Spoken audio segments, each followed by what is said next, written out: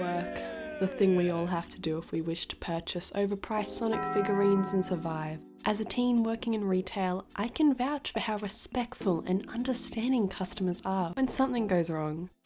Adults are, after all, incredibly responsible and mature. They would never yell at a 16-year-old for not stocking an overpriced rabbit-themed children's cutlery set.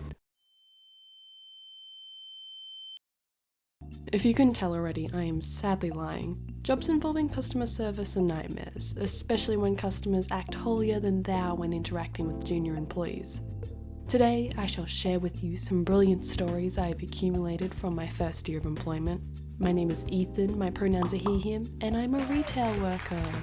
I live in a relatively small town. We have a population of around 20,000, I believe.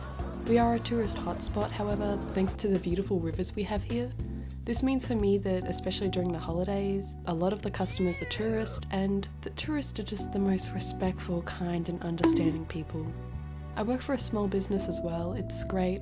I love my job for the most part. A lot of tedious work, but the pay is fair. However, that's beside the point. The reason you're here is for the juicy deets on all the stupid shit that's gone down at my work. Let's start with my favourite story. It's just a regular Saturday. I've been working at this place for around a month. When I come into work that day, my boss comes up to me and tells me that we had some stuff stolen. For a small business, that's a very big deal, especially when it was around $600 worth of clothing. What the person had done was brought in clothes from Big W in a backpack, gone into the changing room and swapped the clothes out for ours. My boss then shows me the security tapes and asks me if I knew the person, and my god, when I tell you I nearly died from shock because the person on the screen was my school teacher. I was baffled, speechless. I still question to this day whether or not it was a fever dream because it still feels so surreal. This was one of those teachers who liked to act all high and mighty, preaching to the students whenever they could, and knowing that they had literally committed a crime was jarring. I remember seeing them at school the next Monday and just watching them like, the gods know what you've done. I think they still work at the school, although now that I think about it, I actually haven't seen them in a while. Yikes. I can still remember that security footage so vividly in my head though. It's not that interesting now that I've said it out loud, but to me it was the most exciting thing that had happened. The next story was just petty and embarrassing for these two people. This mother and daughter came into our store on a Friday and they were looking at some of our activewear. The activewear was pretty heavily discounted because it just hadn't sold at all. They ended up being 70% off or something insane like that. The daughter wanted some leggings and a crop top, however when they came up to pay for them, they started asking for a discount. I'm not sure why entirely when they were already so much cheaper, but they started arguing with a co-worker of mine. When it was clear that they weren't getting another discount, they decided to just leave, and I thought, that was odd. However, the next day they were back. They were loitering in the clothes section. I noticed that they kept periodically checking the counter where I was. I noticed that the daughter was in the changing room whilst the mother was pulling on and off jumpers in the aisles, which isn't that unusual, so I didn't go over there to confront them or anything. Eventually, they come over to me and pay for the leggings and crop top that they wanted yesterday. They don't try to get a discount this time and instead just leave, which sets off alarm bells in my head. I noticed that the daughter left the change room door open, so I go to close it. However, this is when I notice it. The piles of clothes that have been dumped everywhere. There was an accumulation of 30 pants, shirts, jumpers thrown around in the changing room, and when I decided to inspect where the mother was, I found a trail of clothes tossed haphazardly across racks and on the floor. In total, they ended up throwing about 70 pieces of clothing onto the floor, which isn't all that much, but considering the limited stock of clothing we had, it was crazy. It was mostly just annoying because I was the one who had to pick everything up, although I didn't even mind it all that much in the end because I was bored anyways and needed something to do. The next story takes place over the phone, which is always fun. If you thought I was awkward in real life, just wait until you hear me on the phone. This took place during the week leading up to Christmas. We were busy and a bit understaffed. Every year during December we do a charity gift wrapping, where we have a charity come in and accept donations and do gift wrapping. They get donations and we don't have to worry about wrapping presents, so it's a win-win.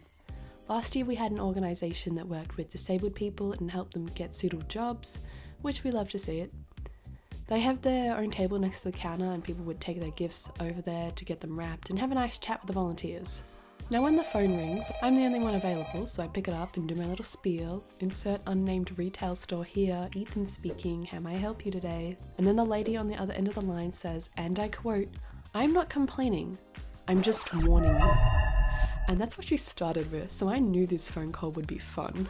She then spends the next 5 minutes complaining to me about her charity gift wrapping and how awful of a job they did. I just had to stand there and let her yell at me for ages. Then she started telling me what I should do, and so I naturally did the exact opposite of that. I just apologized and hung up. She then later took to Facebook and made a shit post about the gift wrapping, and it's like, Jesus Christ, man. If you're going to be that pedantic about your gift wrapping, do it yourself instead of attacking a fucking charity. This next one also took place on the phone, lucky me. The phone call didn't start bad, just a lady asking me about an order she'd recently placed, and she was wondering if I could order her some more plates. I don't know if it was just how she was, but she was really loud and I didn't know if I was being yelled at or not. Anyways, I pulled up her order on the system, expecting to find the plate she wanted. However, she only ever ordered some bowls and cups, so I asked about this, yet she kept telling me, it's on your system, look on the system.